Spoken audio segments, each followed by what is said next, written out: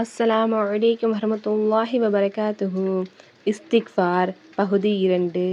இன்று நாம் மூசா நபி அலைஹிவஸல்லம் அவர்கள் அல்லாஹ்விடம் பாவ மன்னிப்பு கேட்டு பிரார்த்தனை செய்த துவாவை பார்க்க இருக்கிறோம். ரப்பி இன்னி ظلمت நஃப்ஸி ஃபக்ஃபிர்லி. ரப்பி என் இறைவா, இன்னி நிச்சயமாக நான் ظلمت அநீதி இழைத்தேன், நஃப்ஸி எனக்கு, ஃபக்ஃபிர்லி ஆகவே என்னை மன்னித்து விடுவாயாக.